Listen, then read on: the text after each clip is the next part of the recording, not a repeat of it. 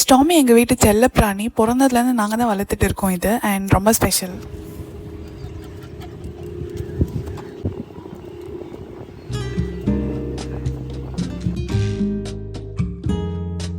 எங்கள் வீட்டு செல்லப்பிராணி ரொம்ப சேட்டை பிடிச்ச ஒரு பிராணி. அது கொஞ்சம் விட்டோன்னா போதும் இந்த மாடி தோட்டத்தையே ஒரு வழி பண்ணிடும். இதெல்லாம் நாங்கள் எங்கள் தோட்டத்தில் இப்போது நாங்கள் வளர்த்து வந்துட்டு இருக்கோம்.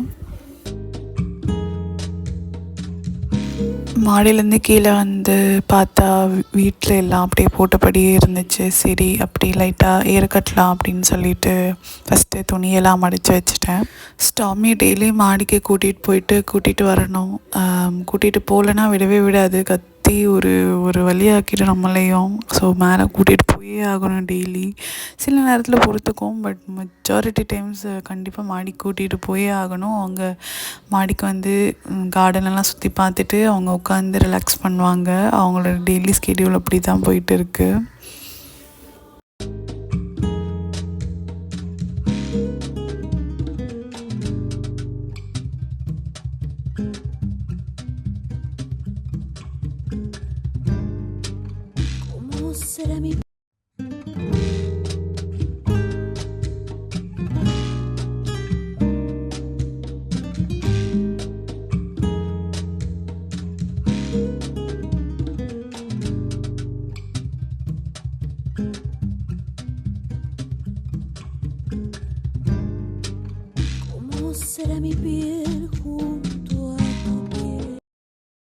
அதுக்கப்புறம் ஈவினிங் டைம்னாலே ஏதாவது சாப்பிட்ணுன்னு தோணும். காஃபி தவிர்த்து ஏதாவது சாப்பிட்ணுன்னு தோணுச்சு. நான் மோஸ்ட்லி காஃபி டீ எதுவும் குடிக்க மாட்டேன். ஸோ அன்றைக்கி கோதுமை புளி சாப்பிட்லான்னு சொல்லிட்டு எடுத்திருந்தேன். அதுக்கு கோதுமை, உப்பு, மஞ்சத்தூள் கலந்துக்கிட்டேன்.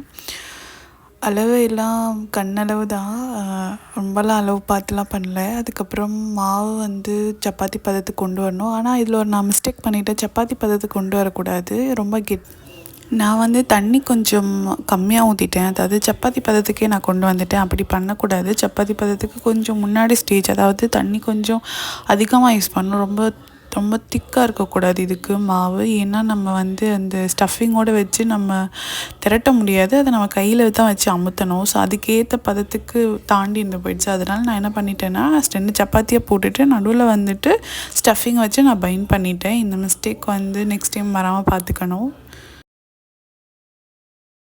போலீஸ் ஸ்டார் இன்க்ரீடியன்ட் பூரணம் தான். அந்த பூரணம் செய்ய தாளிக்கிற பருப்பை நான் குக்கரில் 2 விசில் போட்டு எடுத்து வச்சு, ரொம்ப நைஸாலாம் அரைக்கக்கூடாது. எனக்கு கொரன்னு இருந்தால் தான் பிடிக்கும். ஸோ ரொம்ப நைஸாக நான் அரைக்கலை.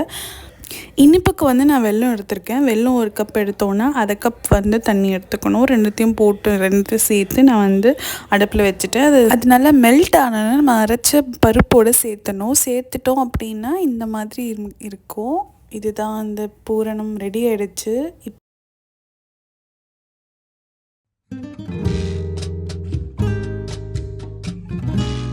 இதுக்கப்புறம் அவ்வளோதான், எல்லா வேலையும் முடிஞ்சிடுச்சு. தவாவில் வேக வச்சு எடுத்தோன்னா நம்ம போலி ரெடி ஆகிடும். நான் வச்சுட்டு வெளியே போயிருந்தேன். சொன்ன வேலை வந்துடுச்சு, எல்லாமே காலி ஆயிடுச்சு.